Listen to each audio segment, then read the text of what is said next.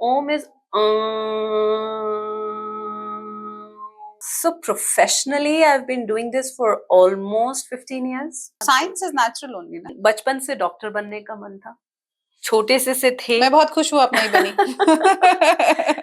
दुनिया ने जब भी तोड़ा, दुनिया ने जब भी तोड़ा, खुद को खाक से उठाया, जमीन नहीं मिली तो फलक पे घर बनाया, बेगानों की भीड़ में मैं खुद की हूँ सहेली, खड़ी हूँ अपने साथ में, मैं कैसे हूँ अकेली. पालक प्रणाम, जय सिया राम, हर हर महादेव.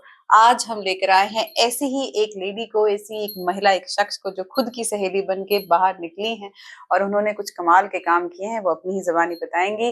तो मैं आप सबके साथ आपका स्वागत करती हूँ. कोमल, स्वागत है आपका इस सीरीज में अस्तित्व. Welcome to the show. Thank you. So Komal, how are you? I'm very well, thank you. Thank you for hosting me on this show. Very nice. तो कोमल, जैसे हम शुरुआत करते हैं वैसे आपसे भी करेंगे पहले सवाल के साथ, और वो है, कौन है कोमल बत्रा? एक बहुत ही आसान सवाल भी है पर उतना ही संजीदा भी है. ये सवाल वो है जो मैं अपने आप से अक्सर पूछती हूँ और उसकी परिभाषा हर बार बदल चुकी होती है. क्या बात है, बढ़िया. हालात के साथ बदल जाती है, समय के साथ बदलती है, समय के साथ, अपनी समझ के साथ बदलती है. हम्म.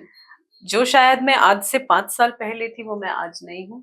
जो शायद मैं अपने आप को समझती थी जिस समय मैं कुछ कॉलेज या स्कूल में बनना चाहती थी, वो कोमल भी कोई और ही थी. तो कोमल, दो चीजों पे आते हैं. पहले तो वो कोमल ज्यादा पसंद थी जो कॉलेज में थी, या ये कोमल ज्यादा पसंद है जो मेडिटेशन करती हैं और sound yoga, if I am not wrong, sound healing is what you do? जी. पहले तो ये कहना थोड़ा सा चैलेंजिंग होगा कि मैं किसको ज्यादा पसंद करती थी. माँ अपने दोनों बच्चों को उतना ही प्यार करती है. फेवरेट कभी कभी हो सकता है, लेकिन अगर दिल की बात करें तो माँ का दिल दोनों के लिए धड़कता है. सिमिलरली उस टाइम पर जो मैं थी, I was confident and I was proud and I am still proud of it. वो अगर मैं नहीं होती तो उन सवालों के जवाब ढूंढने के लिए आज मैं यहाँ नहीं होती. So I am happy that I was that and I'm happy that it has brought me here. No regrets is something that I have kind of imbibed in my life. इससे मुझे याद आता है, मैंने शायद पिछले पॉडकास्ट में भी ये चीज यूज करी थी कि never do a thing which you will regret, but never regret what you've done. Absolutely, I totally agree with you. That's the bottom line of how we should live our lives. How we should live our lives. और आप जिस तरह से जिंदगी जी रही हैं, थोड़ा बात करते हैं. What exactly is sound healing? और ये एक नया सा, मुझे एटलीस्ट एक नया, इनफैक्ट मेरी आपसे जब एक बार काफी पहले बात हो रही थी तो आपने कहा था कि you are the first who does this in Uttarakhand में. हाँ, certified gong practitioner. What is gong practice? Okay, तो एक सिंपल सी भाषा में बोलूं तो जैसे कांसे की हमने थाली देखी है अपने घर में, उसको बहुत बड़ा साइज दे दीजिए तो वो गोंग जैसा दिखता है. Gong is an instrument. Gong is an instrument. Gong is a percussion instrument. और जब हम उसको स्ट्राइक करते हैं, जैसे कि हम ड्रम बजाते हैं, उसी तरीके से हम उसको भी डंडे से बजाते हैं. डंडा एक गलत शब्द होगा, लेकिन मैलेट कहते हैं उसको. एक स्टिक होती है और उसके ऊपर फेल्ट लगा होता है, हम उससे बजाते हैं. तो उसकी जो वाइब्रेशंस हैं, वो वाइब्रेशंस जैसे कि सूर्य की आवाज है, जो कि आज नासा कहता है कि सूर्य या जितने भी प्लैनेट्स हैं वो हमिंग करते हैं. There's this गाउं गाउं गाउं करके एक आवाज रहती है. सो गॉन्ग एक इंस्ट्रूमेंट ऐसा है जिसकी जो आवाज है वो बिल्कुल हमिंग साउंड की तरह निकलती है, जैसे कि नेचर, या जैसे कि हम इसको कॉस्मिक साउंड्स बोलते हैं, उसी तरीके से. ये साउंड ओम से कहीं रिलेटेड है? Because Om is also the first discoverable sound was Om, जिसे कहते हैं the sound of universe was Om. बिल्कुल. सो ओम भी हम अगर बोलते हैं तो उसको एक उच्चारण के लिए हमने उसको एक शेप दिया है ओम का, जिससे कि हम बता सके कि ये ऐसे निकलती है. अगर हम ओम की ध्वनि पे जाएं तो ओम इज, जब हमारे कान उसे सुनते हैं, जब हमारा शरीर उस तरंग को पकड़ता है, तो मैं हमेशा यही बोलती हूँ, जैसे छोटे छोटे वर्लपूल्स हम वॉशिंग मशीन में देखते हैं, ऐसे वर्लपूल बनता है जब हम कपड़ों की सफाई कर रहे होते हैं. So we are 60 trillion cells in our body. Each cell has plasma, each cell has its own watery mass. तो वैसे ही वर्लपूल क्रिएट होते हैं हमारी बॉडी में और वो टॉक्सिन्स को ब्लड स्ट्रीम में रिलीज करते हैं। क्योंकि ये प्योर साउंड है, साइंटिफिकली अगर हम साइंस की बात करें तो एक फ्रीक्वेंसी अगर है और दूसरी स्टैटिक है, तो जैसे ही हम इसे हिट करते हैं रेजोनेंस की वजह से वो सेम हो जाता है। That is the basic scientific process that happens in your body to dispense the toxins out of your system. When I say toxins, these toxins can be illness, these toxins can be stress. When I say mental stress, physical stress, emotional stress. अब जैसे car है, हाँ, car में पहिया भी है, car में engine भी है, कार में दरवाजा भी है, सीट भी है, स्टीयरिंग व्हील भी है। Everything is interconnected. जब हम कार को सर्विस के लिए भेजते हैं तो वो सिर्फ एक चीज नहीं चेक करते हैं, वो उसके छोटे से पुर्जे से लेके उसकी ऑयलिंग से लेके उसकी तार से लेके सब चेक करते हैं for the function of the body. So professionally I have been doing this for almost 15 years. Long time. Yes, with sound the association is from 2016. However, Reiki, Kriya Yoga, power of crystals, all of this came way before. All this is a part of occult science या ये अलग चीज है? इसको हम technically alternative healing modalities बोलते हैं। occult थोड़ा सा और डिटेल में हो जाएगा जब हम यंत्र और तंत्र को एक साथ यूज करते हैं। So that is again another field but comes under an alternative science also. I like to call it as natural science because that came before the allopathic medicine that we use today. और अगर वो artificially भी produce हुआ है तो वो उन चीजों से हुआ है, naturally है, जो inspired है, जो जिस तरीके से वो बनेगा। Science is natural only ना? Yes, absolutely. बिना nature के तो कहीं से base तो वही है। Base तो वही है। फिर बताएं कैसे attract हुई आप इस तरफ? बचपन से डॉक्टर बनने का मन था, छोटे से थे। मैं बहुत खुश हूँ आप नहीं बनी। डॉक्टर तो अभी भी हूँ, बस वो मेडिसिन का डॉक्टर नहीं हूँ, जो सर्टिफाई होता है as a doctor of medicine के पर्पस से। बचपन से शौक था क्योंकि जब मेरे ब्रदर हुए थे तो मम्मी जब हॉस्पिटल में एडमिटेड थी, मैं उस समय शायद 1.5-2 साल की थी जब मेरे भाई हुए थे, तो वहां डॉक्टर आंटी आती थी जिन्होंने मम्मी की डिलीवरी करी थी। मैं उनके साथ हाथ पकड़ के पूरे हॉस्पिटल में राउंड्स लगा रही थी because we had a very good bonding with each other. तो उन्हें देख के बहुत इंस्पिरेशन मिली थी कि ये सबको ठीक करती हैं, तो मुझे सबको ठीक करना था। मुझे वैसे ही जैसे वो स्माइल करती थी, स्माइल करते हुए सबसे हेलो करती थी और उनको टच करती थी और वो बोलते थे डॉक्टर साहब अब ठीक हो गया। तो मुझे वो इंस्पिरेशन वहां से मिली थी कि मुझे भी डॉक्टर बनना है, मुझे भी लोगों के चेहरे पे मुस्कुराहट लानी है। 12th तक यही था। साइंस ली थी हमने, नंबर भी अच्छे आ जाते थे। जब कॉम्पिटिशन्स की बात आई तो थोड़े से हम रिजिड थे कि हम यहाँ अप्लाई करेंगे, यहाँ अप्लाई नहीं करेंगे। शायद हमारे टाइम पे सीपीएमटी हुआ करता था। जी, सीपीएमटी हुआ करता था, फिर कुछ एम्स के होते थे, हाँ, या एएमएस के होता था, अलग होते थे, स्कूल का होता एएफएमसी। सो ये 3-4 तो मेजर होते थे। उसके बाद सब प्राइवेट वाले होते थे जहां आप या तो सब में अप्लाई करें या फिर कॉम्पिटिटिव के ही थ्रू जाएंगे। बिल्कुल।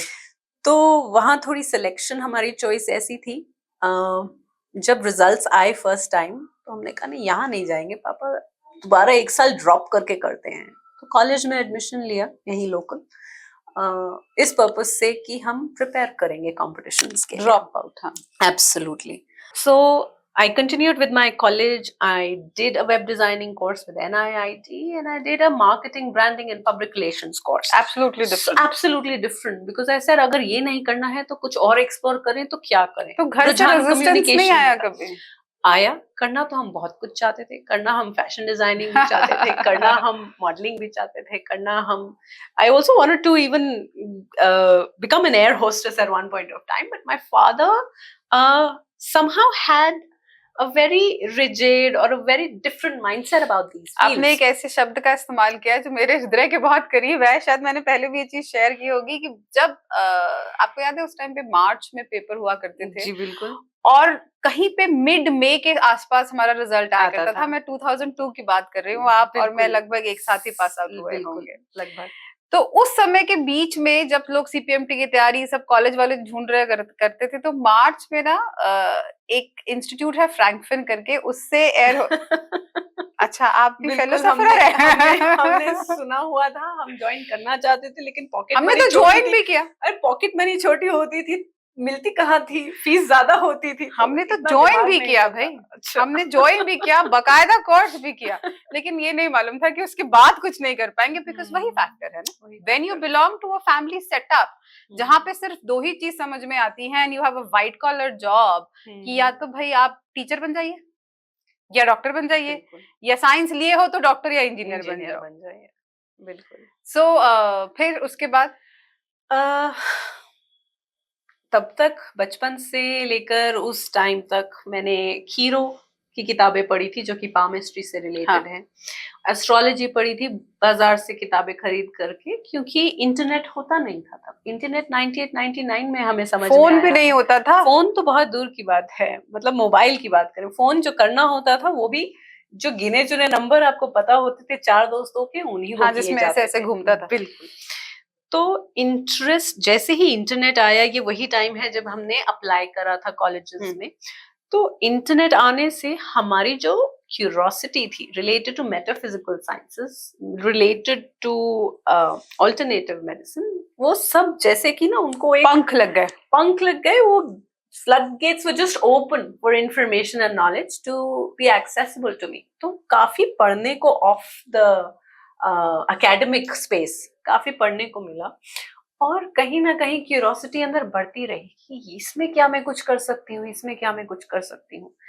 ड्यूरिंग दिस टाइम, क्योंकि पापा ने बोला था जॉब तो हम करने नहीं देंगे तुम्हें, तो बिजनेस ज्वाइन कर लो। तो लगभग 98 में मैं स्कूल से पास आउट हुई थी, और 98-99 से ही पापा के बिजनेस में कुछ ना कुछ छोटा मोटा टेंडर एप्लीकेशन बनानी है, जो कंप्यूटर सिर्फ आपको ही आता था तो आप ही बना रहे थे, उनके बिजनेस का काम भी आप ही कर रहे थे। वहां से शुरू हुआ, उत्तराखंड बना तो C&F बने तो हमारे पास भी कुछ कंपनियां आई। तो वो C&F जब से बने तब से लेके आज तक में शुरू के 5 साल हम 100% डेडिकेटेड थे वहां पे। तो उसके बाद मैन्युफैक्चरिंग में गए पापा, वहाँ मैन्युफैक्चरिंग भी साइंस अगेन रिलेटेड। तो साइंस से तो हमारी, क्योंकि एलोपैथिक मेडिसिन की फैक्ट्री थी, तो वहाँ थोड़ा सा बेनिफिट पापा को रहा, क्योंकि उनको हमें सॉल्ट्स के बारे में समझाने का ज्यादा टेंशन नहीं लेना पड़ा। तो प्रोडक्शन भी देख लेते थे, कम्युनिकेशन भी जो रहती थी ब्रांड्स के साथ, क्लाइंट्स के साथ, वो भी कर लेते थे। पैकेजिंग, क्योंकि पीआर कोर्स किया हुआ था कम्युनिकेशन, मार्केटिंग, ब्रांडिंग का, तो जितनी product packaging, you were a wholesome package for your father. Absolutely. मतलब हम अगर देखें तो डॉक्टर नहीं बने, लेकिन उस फील्ड से, दवाइयों से लेके उनकी पैकेजिंग से लेके B2B जो हम मैन्युफैक्चरिंग कर रहे थे कॉन्ट्रैक्चुअल बेसिस पे बाकी कंपनीज के लिए, वहां पे भी हम लोग कम्युनिकेशन में, I was fully involve with my father. Komal, कभी ऐसा कोई सवाल, वाकया या कुछ ऐसा इंसिडेंट आया जब पेरेंट्स ने कहा हो कि शौकिया काम कर रही हैं या अपना ही काम है तो इसलिए ज्वाइन कर लिया? क्योंकि हम बात कर रहे हैं अपने अस्तित्व की, उस खोज की। बिकॉज हर किसी के पास, जो भी हमारे साथ अभी तक जुड़ी हैं, किसी ना किसी के पास कोई ना कोई फैमिली बिजनेस था। सबसे आसान होता है उठो और चले जाओ, लेकिन फिर वही बात आती है कि शौक होना और प्रॉपर, तुमने क्या स्ट्रगल देखी है, बना बनाया सेटअप था, तो ऐसा कभी कुछ फेस किया घर पे? आपने बिल्कुल सही बोला, ये सब चीजें सुनने को मिली। एक तो आप टेकन फॉर ग्रांटेड ले लिए जाते थे, आप दिन रात मेहनत कर रहे हैं, लेकिन आप ना तो एक एम्प्लॉय हैं और ना ही आप वो बच्चे हैं जो बाहर काम कर रहा है, जिसको थोड़ी सी पैम्परिंग मिल जाएगी कि बच्चा थक के आया है दफ्तर से, तो इसको ये ना करने दो, वो ना करने दो। तो ये बहुत होता था कि अपने ही काम में तो जा रहे हो, वहां तुम्हें क्या करना पड़ता है, बस कुर्सी पे बैठे हो, यही तो करना है। इर्रिस्पेक्टिव ऑफ द फैक्ट कि आपकी मेंटल फैकल्टी यूज हो रही है, आपकी इंटेलेक्ट यूज हो रही है, वही काम आप किसी और से करा रहे हैं तो उसे 20,000 25,000 रुपए की तंखा भी मिल रही है, और हम तनख्वाह मांगते थे तो हमें ये शुरू में बोला जाता था, अरे तुम घर में रहते हो, तुम्हारा सब कुछ फ्री है, तुम्हें क्या जरूरत है तनख्वाह की। तो ये भी टाइम रहा है। फिर कुछ चैलेंजेस ऐसे भी आते हैं, देखिए जब हम काम करते हैं, हमारे कॉलीग्स होते हैं, वो हमारे लिए एक लाइवलीनेस इन द लाइफ का जरिया भी होते हैं। हम उनके साथ मस्ती करते हैं, हम उनके साथ बातें करते हैं, हम उनके साथ शेयर करते हैं कि आज हमारे साथ क्या हुआ, और उनका भी ज्ञान, उनकी भी विजडम हमें हेल्प करती है कि हम कैसे ग्रो कर सके। मेरे पास ये कुछ नहीं था। कॉलीग्स नहीं थे क्योंकि आप बॉस की बेटी थी, तो हम्म, सब आपके एम्प्लॉयज थे। वो एक नजर तक बस आपको मैडम बोलकर बात करते थे या फिर आपसे चीजें समझ लेते थे। वापस पलट के जवाब देने में भी वो 4 बारी सोचते थे, अगर आइडिया अच्छा भी है तो 4 बारी सोचते थे कि बोले या ना बोले। तो उनके साथ एक रैपो बनाने में थोड़ा वक्त ये लगा कि देखो मैं भी गलत हो सकती हूँ, अगर कुछ आपके पास बढ़िया है बताने के लिए तो बताओ, चलेगा तो हम करेंगे, नहीं होएगा तो हम कुछ और कर लेंगे। तो ये रैपो भी, क्योंकि कॉलीग नहीं है, कॉलीग फटाफट समझते हैं, अपना ओपिनियन दे देते हैं। यहाँ पे ये चैलेंज था कि पहले अपनी जगह बनानी थी जो पापा से हट कर हो, जहां मेरे अंडर जो भी काम कर रहे थे वो मुझ पर भी ट्रस्ट कर सके और मुझसे शेयर कर सके कि उनकी परेशानियां क्या हैं। फाइनेंशियल कंट्रोल कभी नहीं दिया।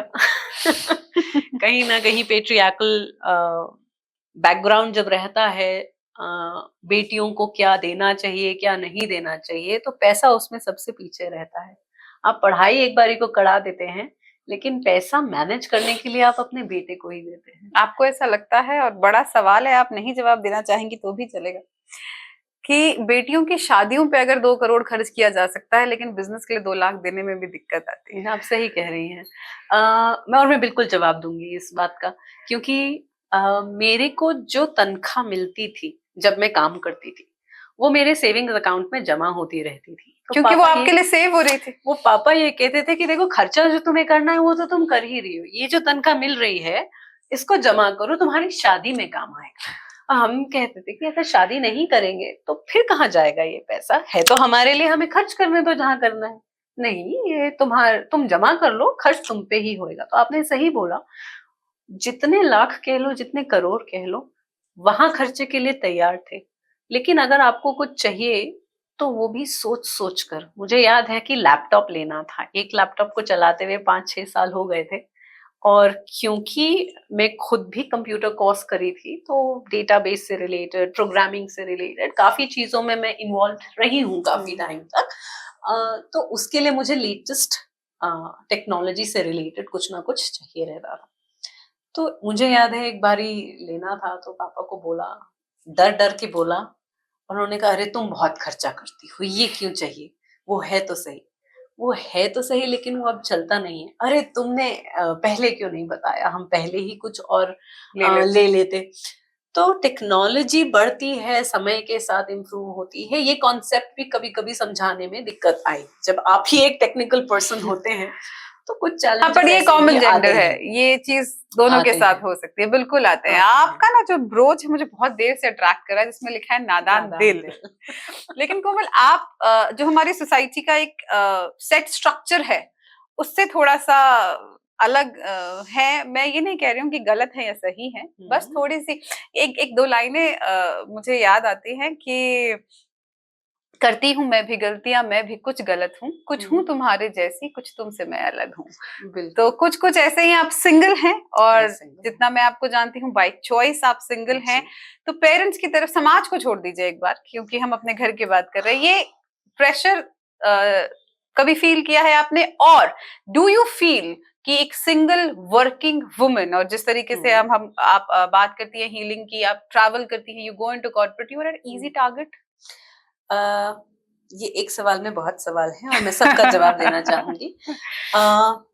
चैलेंज आए हैं, शायद मैं जब तक 23 या 24 साल की थी तब तक तो पापा को ध्यान भी नहीं था कि मैं 24 साल की हो गई, क्योंकि अपने काम में अमूमन इतने बिजी रहे हैं कि हम कौन सी क्लास में गए हैं, कहाँ पहुंच गए हैं, वो सिर्फ रिपोर्ट साइनिंग के टाइम पर उन्हें याद आता था कि अच्छा अब आप इस क्लास में आ गई हो, इस क्लास में, पर उम्र उन्हें ध्यान नहीं थी कि मेरा बच्चा कितना बड़ा हो गया है।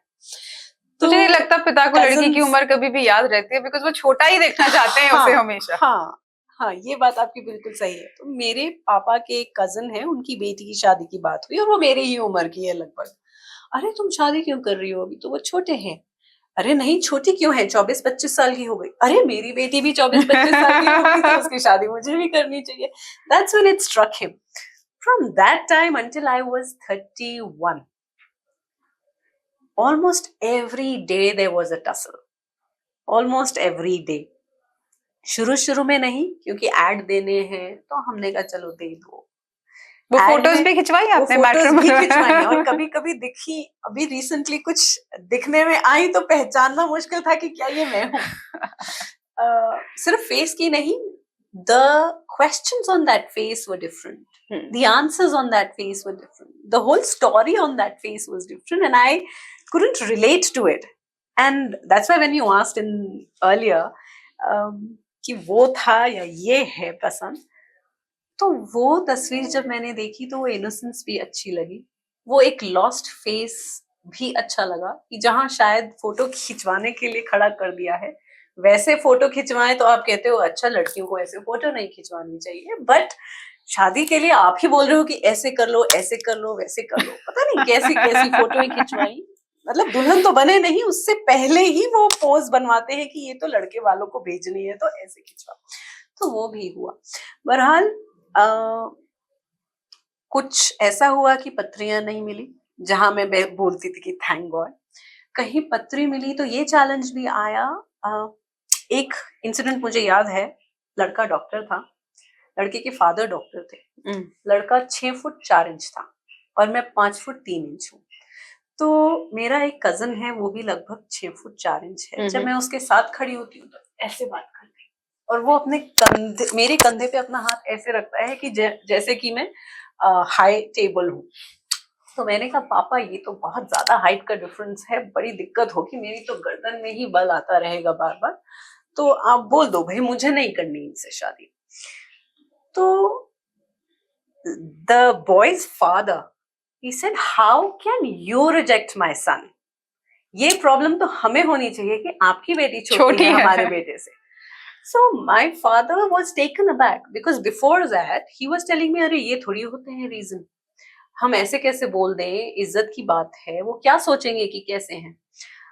That's when my father realized कि यहाँ पे तो कॉन्फ्लिक्ट ही ये आ जाएगा कि लड़की को ऐसे करना चाहिए, लड़के को ऐसे करना चाहिए, और मैंने अपनी बेटी को कम से कम ऐसे पाला है कि वो अपने पैरों पर खड़ी हो सके। Coming back into a little deviating from the story, I have a bua who's a divorcee and has stayed with us for the last almost 30 years of her life.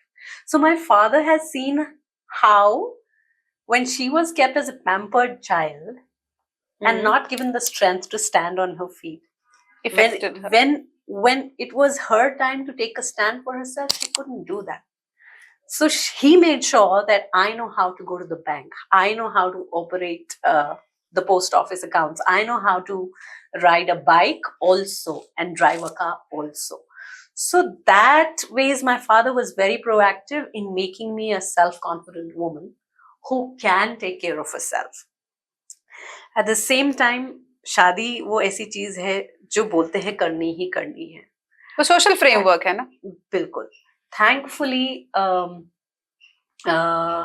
एक पंडित के पास गया और उन्होंने हमारी पत्री देखकर पापा को बोला, भाई साहब आप रहने दीजिए, क्योंकि इनकी पत्री जैसी है, अभी करना चाहें तो अभी हो जाएगी, और अगर अभी तक नहीं हुई है तो बहुत अच्छा है, क्योंकि अगर आप literally I'll quote his words, अगर आप इनकी 100 शादियां भी कर चुके होते तो आज भी ये आपके साथ ही आती ये सवाल पूछने कि क्यों ऐसा हो रहा है।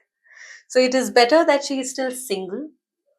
She doesn't have the label of a divorcee, because at that time, this is what I'm talking about, almost 10-12 years ago, divorce was still getting normalized. It is still not normal. It is still not normal. It's just a thought. I have friends, I have people, I still have girls, pretty independent, very good working, पर उनके दिमाग में आज भी divorce को लेकर taboo है। और उनके हो ना हो, the parents will always say कि तुम तो पढ़े लिखे हो, मेट्रो में जाके काम कर लोगे, हम क्या जवाब देंगे। बिल्कुल बिकॉज हम तो छोटे शहर में रह रहे हैं। बिल्कुल आपने बिल्कुल सही बोला। तो मैं वही एक पैरेलल दे रही थी, तो वो 10-12 साल पहले का टाइम आज से भी ज्यादा क्रूशल था टैबू के मामले में। सो वो शायद मेरे पापा को समझ में आया, उन्होंने कहा अगर ऐसा ही है तो फिर जैसा ये करना चाहती है वैसा करें। वो दिन है और आज का दिन है, मेरे फादर ने मुझे मेरे हर डिसीजन में सपोर्ट किया है, in terms of marriage, in terms of partnerships, in terms of making choices of improving myself through various courses. क्योंकि जैसे मैंने बताया मैं क्यूरियस बहुत हूँ, हर चीज क्यों होती है और क्या मैं इससे कुछ और सीख सकती हूँ, ये कीड़ा तो रोमांस नेवर हमेशा touched you, Komal? romance touched me a couple of times I'd say, or maybe 3 times, but interesting question, because that's what pushed me towards where I am today. The first boyfriend that I had was a liar, a compulsive liar. मतलब जहां आपको झूठ बोलने की जरूरत नहीं है वहां भी झूठ Habitual बोलते हैं। liar. जी बिल्कुल। And a cheater. So I have got him, and then he's refusing on the face. So जब ये चीज होता है तो आप, स्पेशली जब आपके फर्स्ट रिलेशनशिप में ऐसा होता है तो मेरा पहला प्यार और ऐसा हुआ और वैसा हुआ, वो आपको बहुत स्ट्रांगली इम्पैक्ट करता है। यही क्लोज भी कर देता है। यही लगभग टाइम था जब पापा को रियलाइज हुआ कि बेटी जवान हो गई है और शादी करनी चाहिए। तो शुरू में तो वो 1-2 साल जब लड़का ढूंढ रहे थे तो हम दिमाग से और दिल से रेडी ही नहीं थे, क्योंकि हमें ये था कि किसी और से शादी करनी है तो चलता है, लेकिन उसके साथ गलत नहीं होना चाहिए, because I should be mentally ready to accept him. At this moment I am suffering and I don't want to ruin anyone else's life, क्योंकि मुझे पता है मेरा कमिटमेंट जाएगा तो 100% जाएगा। सो वो इनिशियल 2 years में हम थोड़े से वो थे। बीच में फिर हमें यानी किसी से मुलाकात हुई। वो टाइम ये था जब पत्रियां वत्रियां मिला रहे थे, देख रहे थे। I think again the pattern was similar. There were situations where he was lying and there was no need to lie. तो कहीं ये सवाल मेरे साथ ऐसा क्यों हो रहा है और क्यों होता है, क्योंकि हम हिंदुस्तान में रहते हैं तो हम जानते हैं कर्म क्या चीज होती है, हम जानते हैं जो फेंको वो वापस आता है। हम ये भी जानते हैं आज की डेट में कि अगर हम सोच बदलें तो हमारे एक्सपीरियंसेस बदल सकते हैं। तो ये सब चीजें उस समय नई नई आ रही थी कि लॉ ऑफ अट्रैक्शन, मैनिफेस्टेशन। तो हमने कहा हम ऐसे लोग क्यों मैनिफेस्ट कर रहे हैं, ना हम झूठ बोल रहे हैं, ना हम चीटिंग कर रहे हैं। मतलब सच के लिए तो मैं पापा मम्मी क्या किसी से भी लड़ लेती हूँ। इनफैक्ट जिस संस्था से आप और हम जुड़े हैं फ्लो से, तो वहां पे भी सबको पता है कि अगर ये कोई बात कर रही है तो बिल्कुल सीधी बात हो रही है, और जो आपको बोलेंगी वही आपके पीछे भी बोलेंगी। तो सेल्फ डिस्कवरी सवाल आया कि मैंने ऐसा क्या किया है। जब क्या किया है पूछो अपने आप से तो कैसे पता लगेगा। किसी ने बोला मेडिटेशन से पता लगेगा, किसी ने बोला योगा से पता लगेगा, अलग अलग जवाब आए। तो रुझान धीरे धीरे यहाँ गया। बहरहाल शादी का जो आपका सवाल था, वो मेरे पापा ने उस टाइम पर मजबूर करना या लड़ना बंद कर दिया। आज भी वो ये कहते हैं करना चाहो तो करो, नहीं करना चाहो तो जैसे हो खुश रहो। I am standing with you, at least in this case where you don't have to answer anyone. तो रिश्तेदार हैं, कहीं मिलते हैं तो बोलते हैं तुम्हारे साथ बड़ा दुख होता है, ऐसा हो रहा है। तो मुझे उनको बोलना पड़ता है कि आपको क्यों दुख हो रहा है। वो कहते बेटा तुम्हारी शादी नहीं हुई। हमने कहा मेरे को खुश देख के आपको दुख हो रहा है तो ये तो गलत बात है। And thankfully my father steps in, he says देखिए जैसे है खुश तो है, कम से कम बेटी अभी बाप के घर में है, क्या प्रॉब्लम है। बिल्कुल, एक पुरानी कहावत है, ऐसा कहते हैं। खुश तो है। और फिर I am proud that my father is able to tell his cousins देखो आपकी वाली शादी हुई, आज ये सफरिंग है। And it is sad that he has to put it like that, but that's when they understand. और हाँ फिर आता है हाँ भाई साहब बेटर है कि एटलीस्ट, पर दुनिया है ये है। माय फादर गोज दुनिया को छोड़िए, बच्चे अपने हम खुद करते हैं, ना दुनिया उनके सुख में आती है ना दुख में आती है। वेरी ट्रूली सेड, हम ही हैं और वो हमारे लिए हैं। अगर हम ही एक दूसरे के लिए खड़े हो जाएं तो फिर किसी की तो जरूरत नहीं है। बहुत बढ़िया, बहुत बढ़िया। सो आपने बोला कि then that is how you got attracted towards this.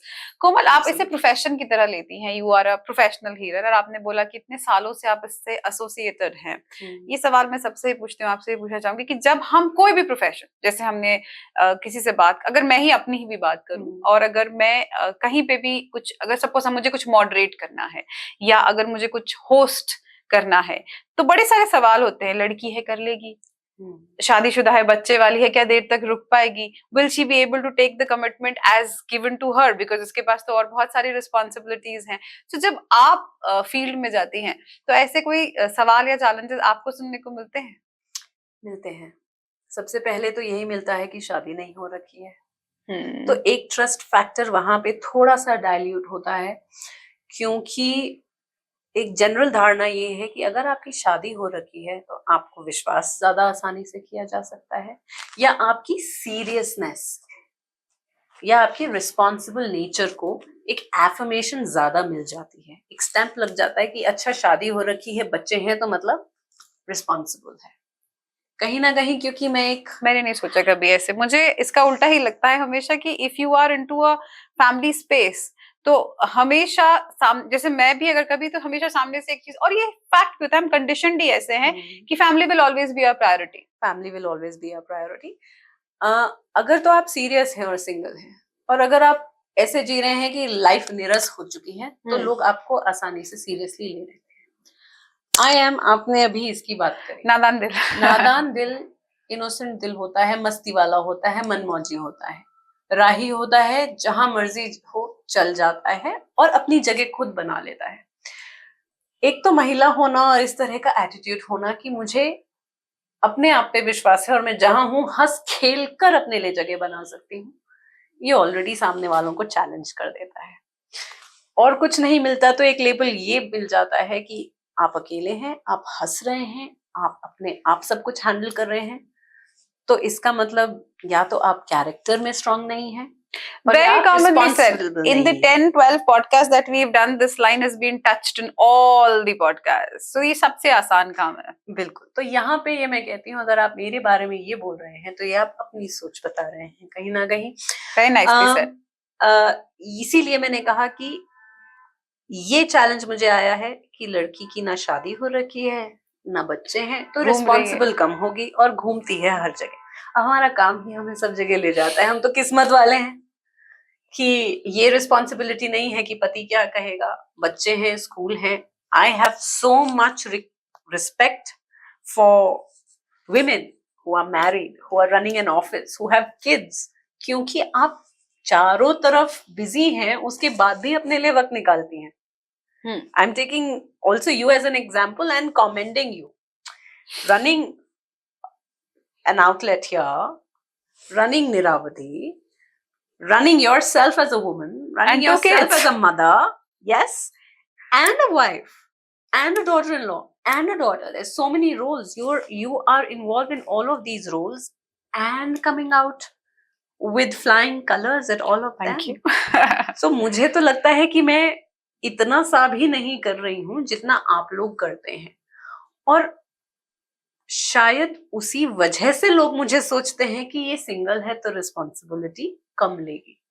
हालांकि जहां मैं काम करती हूँ वहां काम करने वाले लोगों से पूछा जा सकता है कि No, but I feel yes. I feel you're more workaholic. And आपको देख के कुछ लाइनें मेरे दिमाग में आती हैं, 4 लाइनें बोलने की कोशिश करती हूँ, गलती होगी तो माफ करिएगा। कि मैं रात की रानी नहीं, ज्यादातर महिलाओं को जोड़ा जाता है ना, हमने बात भी करी अभी इस बारे में, कि मैं रात की रानी नहीं, मैं झिलमिलाती भोर हूँ, जिस ओर मेरा मन चला मैं चल पड़ी उस ओर हूँ, मैं तेज हूँ तलवार हूँ, मैं तेज हूँ तलवार हूँ, पर रिश्ते मैं सी लेती हूँ, जब सबको खुश नहीं करती मैं खुद को खुश कर लेती हूँ, जब सबको खुश नहीं करती मैं खुद को खुश कर लेती हूँ। एक बहुत ही इंटरेस्टिंग और खूबसूरत बातचीत के लिए बहुत बहुत शुक्रिया कोमल। आई होप आपने भी एंजॉय किया होगा। जी बिल्कुल, बहुत बहुत शुक्रिया आपका कि आपने मुझे ये मौका दिया अपने बारे में कुछ ऐसी बातें करने का जो हम आमतौर पे नहीं करते, बहुत ही कम लोगों से की जाती है। Absolutely.